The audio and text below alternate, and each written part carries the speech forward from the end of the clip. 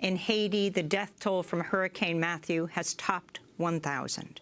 Haiti's interim president, Jocelyn Prévert, is warning the country faces a possible famine from what he described as the apocalyptic destruction of Hurricane Matthew.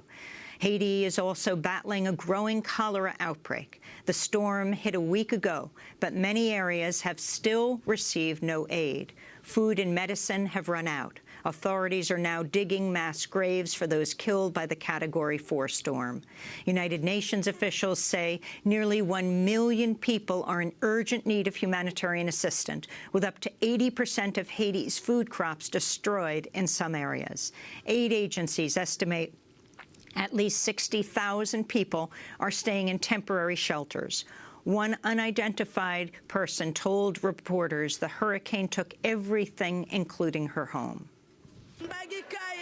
I don't have a home. All my things went with the water. I'm going to give birth this month. I have nothing. I have been here in the shelter since Monday. On Monday, the UN made an appeal for emergency life-saving funds to provide critical food, water, and shelter to the hundreds of thousands of people suffering in southwestern Haiti. This is Rudolf Muller of the Office for the Coordination of Humanitarian Affairs speaking at a news conference.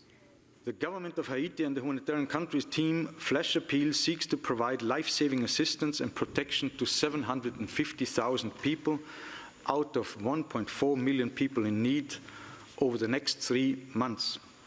To do so, we urgently need to mobilize $119 million. The United Nations says Hurricane Matthew has triggered the largest humanitarian crisis in Haiti since the 2010 earthquake that killed as many as 300,000 people. Survivors reported drinking well water contaminated by dead livestock. At least 13 people have died of cholera after floodwaters mixed with sewage. On Sunday, Haiti's ambassador to the United Nations in Geneva, Pierre-André Dunbar, told reporters Haiti may also face famine. This is not a population which is now on its knees, but on the ground, in front of the atrocity of Hurricane Matthew. The city of Jérémie, which is an important one, this city has been systematically devastated and 80% of the houses were destroyed, without mentioning houses which were damaged or severely damaged.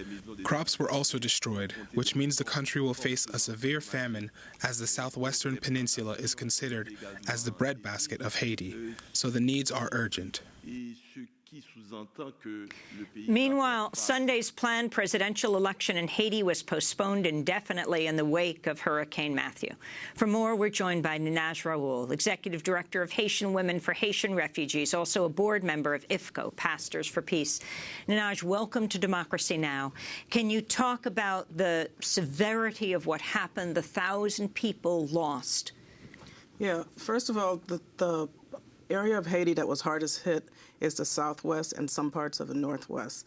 And the fact that the bridge was destroyed, bridge that's in Chiguave, it cuts off access to the southern part of Haiti, that southern peninsula, which was hardest hit. And this part of Haiti is mostly farmers that live off of their crop and working with livestock animals. And most people lost a good amount of the crop and the livestock. So this is all they had. This is all they had. And they're in very remote areas. You know, there are some areas where people were not even aware that the hurricane was coming because they don't have access to radio. We're talking about 1,000 people dead, possibly much more. Yeah, it's hard to know how many people are dead because people weren't even able to access to even look for people. So these are just really rough estimates. And as we see, the toll keeps going higher and higher. Your rapidly. husband is from that area and is just headed there this morning? He just left for Haiti this morning. He's on his way there down now.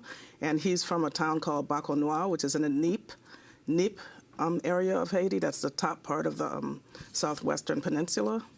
And, you know, folks that are in a town called Cadno that were visited directly after from folks that we know, you know, were not even aware that the hurricane was coming. So they weren't even prepared to do anything about it, to defend themselves. So you have the people who have died. You've had the water supply, the crops that are destroyed. What about the water? And then the possibility that the water is contaminated and a cholera outbreak. Well, first, some of these are coastal villages, so the salt water spills over and contaminates the soil, which makes it hard to farm again. And then you have overflowing latrines that are going to further contaminate the waters that go into drinking water and just regular water that everyone uses every day. So we already had a problem with cholera, and whenever we have these floods caused from disaster, it exacerbates the problem, and more people. We're starting to see deaths from cholera already, even in the early days following the earthquake. Hurricane Matthew hit the coastal town of Lake Kai especially hard. Conditions at a local hospital remain bleak after flooding and power outages made treating patients nearly impossible. This is one of the patients at Lake Kai's hospital. I have been waiting here for 12 days. I was ready for an X-ray that they were supposed to do on Tuesday, but then the hurricane came. Subsistence fishermen are reportedly among the most vulnerable in Haiti after Hurricane Matthew tore through Haiti, destroying boats and equipment used for daily catches. This is fisherman Jethro Laurent. Look at the misery of one country, our country and the trees that were destroyed. Nothing remains. Our materials were lost in the sea. Others are under the ground.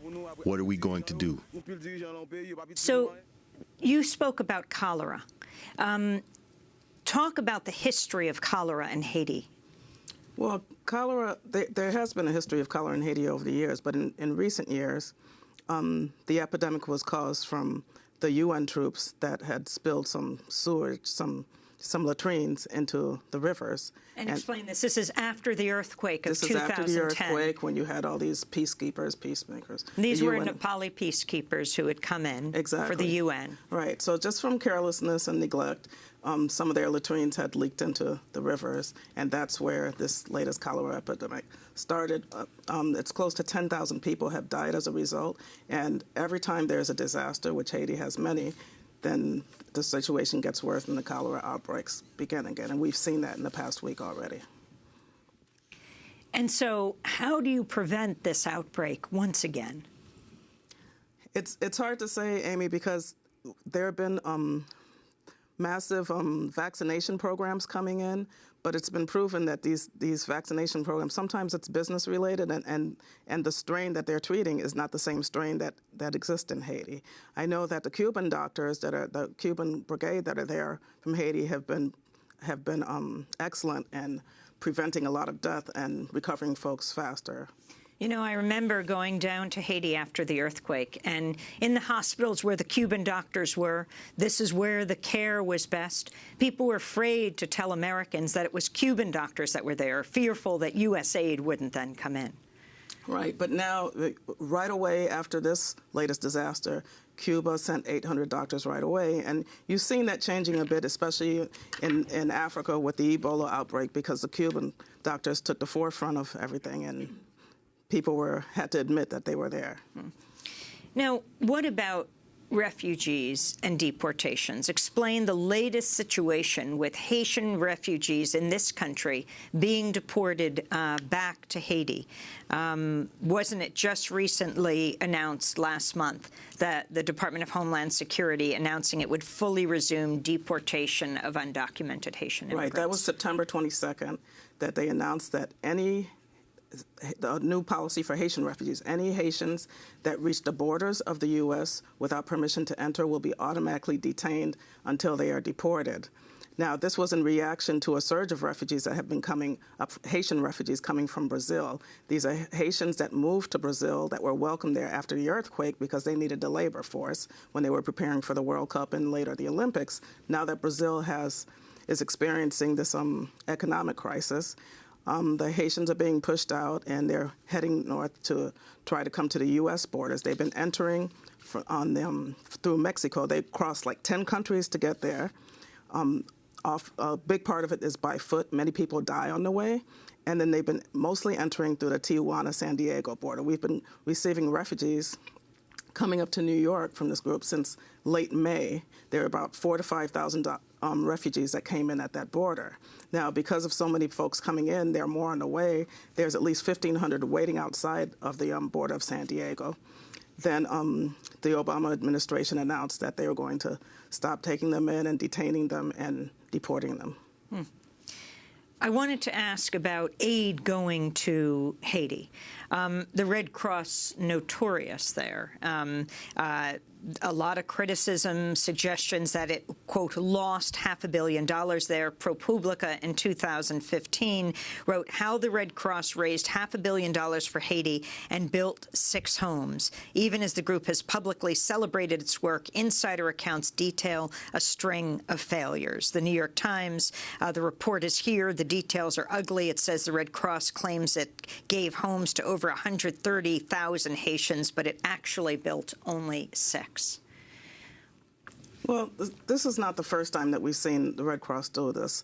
They do this all over. They raise money on disasters and don't use most of it for the disasters. This is probably the most, the worst situation because they made so much money from the Haiti earthquake in 2010.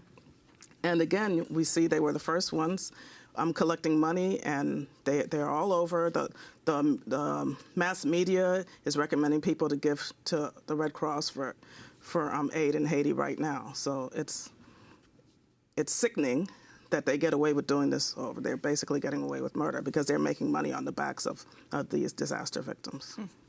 So how can you assure that money actually gets to Haitians? I think it's important to support Haitians that are helping Haitians, especially on the ground in Haiti. There are many. We've always, I know at Haitian Women for Haitian Refugees, we've been going down for disasters since 2004, and the first thing we do is identify people in the affected areas and work directly with them. There are a lot of serious, great people that are on the ground in Haiti that are very organized, especially in these remote villages where government does not reach. And I work with refugees, and a lot of them are persecuted because of their organizing work that they do. And I hear the stories. As recent as last week, I had refugees that are applying for asylum that have come in and simply for trying to improve their area. So there are people, we just ask that people work with Haitians that are supporting Haitians. In the wake of the hurricane, has the Department of Homeland Security said it will stop deporting Haitian refugees? They haven't, and that's one of the things we're asking for. First, I want to say that when the Department of Homeland Security, just before the hurricane, announced that they are going to be detaining and deporting, the reason they gave was that Haiti is in a better place than it was from the earthquake, that it's starting to recover. Meanwhile, the State Department is warning Americans not to travel to Haiti because it's dangerous. So that's a direct contrast right there. So no, they have not stopped the deportations. They're detaining people. Haiti, prior to that, Haiti was only accepting 50 deportees, only had the capacity to accept 50 deportees per month. Meanwhile, 50 people per day are coming in just in the Tijuana, San Diego border. So that means people are already being moved to other detentions throughout the country, and they're just going to be sitting there waiting to be deported. After